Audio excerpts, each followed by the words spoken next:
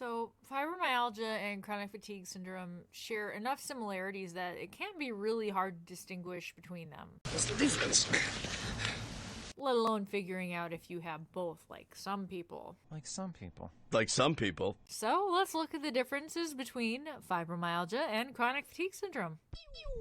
So, chronic fatigue syndrome and fibromyalgia are very similar in their symptoms. They both include pain, sleep problems, brain fog, etc. And they're both technically considered what's called central sensitivity syndromes, as they both primarily involve issues with the central nervous syndrome. Or wait, I said that wrong. As they both involve issues with the central nervous syndrome. I did it again.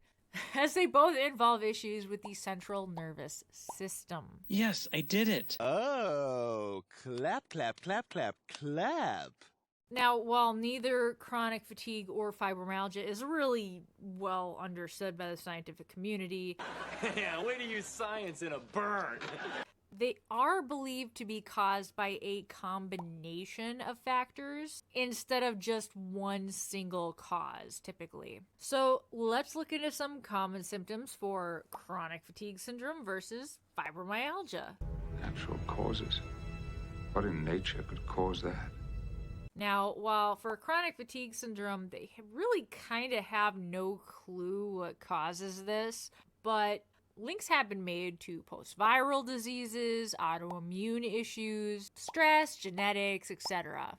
Whereas with fibromyalgia, the causes tend to be more stressful. For example, like being in a car accident, having a traumatic surgery, really hardcore disease, or even repetitive injuries. Oh, more, tell me more. So then the symptoms of having chronic fatigue or fibromyalgia, they're very similar. They sound similar. I mean, very similar. A lot of them overlap. Did you like and subscribe yet? Don't forget to like and subscribe. Very subtle. Well done. So the hallmark symptoms for things like chronic fatigue syndrome are fatigue lasting longer than 6 months, post-exertional malaise, pain, headaches. It can even include orthostatic intolerance, sleep disturbances, impaired memory or concentration. Enlarged lymph nodes are another hallmark. Digestion issues, anxiety and depression, dizziness, and weakness. Now, these are just some of the more common symptoms that chronic fatigue syndrome can have, but they are typically the ones that the majority of people end up with. Time is a precious thing. Never waste it. Whereas fibromyalgia, they will have chronic muscle pain, muscle spasms, tension, migraine headaches, fatigue, insomnia. Forgot to mention insomnia for the other one, didn't I? Sleep issues, anxiety and depression, post-exertional malaise, tingling, abdominal pain or digestion issues, irritable bladder, noise sensitivity, light sensitivity, scent sensitivity, food sensitivity, and temperature sensitivity. Now, those are the more common symptoms for fibromyalgia. And while a lot of these overlap and cross-overlap between the two, including some I didn't mention for one or the other, those are the more common ones specified for each one, whether it be chronic fatigue or fibromyalgia. Not confusing at all, right?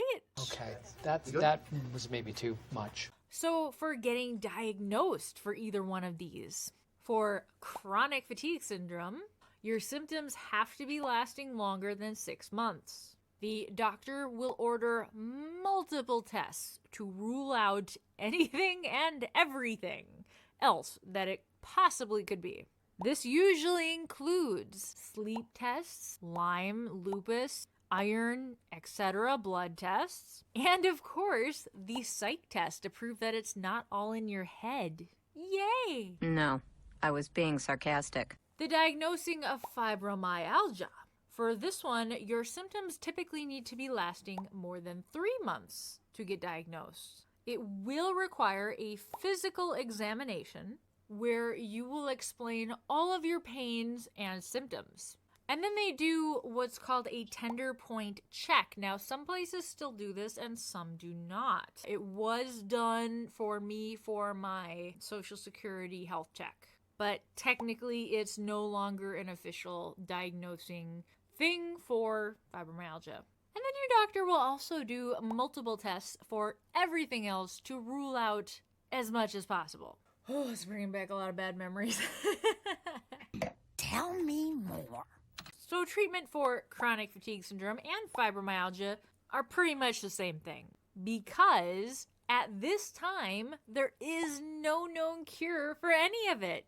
Yay! I'm sensing a little sarcasm. And the other thing is, because it's typically thought to have been caused by a multitude of factors, because of this, different things help different people. So there's no one standard route that'll help everyone, whereas one thing may have helped someone, that same thing might not help you, unfortunately. Now why does it have to be so hard? So even though it depends on the person, the treatments usually involve supplements, medications, alternative therapies such as acupressure, massage, chiropractor, herbalist, even having a psychiatrist. Not a psychiatrist. Really can actually help a lot. As you get depressed from having these, that can cause a lot of stress, that can cause a lot of tension, which can make the pain you already have a lot worse. So do not avoid going to a therapist just because you're worried about people thinking it's all in your head. Please do not avoid this. It will help you. Okay, Mom. And now the doctors usually are too, which is new, recommending an elimination diet, because a lot of your problems can also be caused by sensitivities, not allergies, sensitivities to what you are eating. So that is a huge part of the treatments that are available for those of us that have fibromyalgia and chronic fatigue. Now, both fibromyalgia and chronic fatigue are also known to cause what are called flare-ups and brain fog. Go on. How to notice when flare-ups are coming, I would check out this video. And then if you want to know more about how to deal with brain fog, check out this video.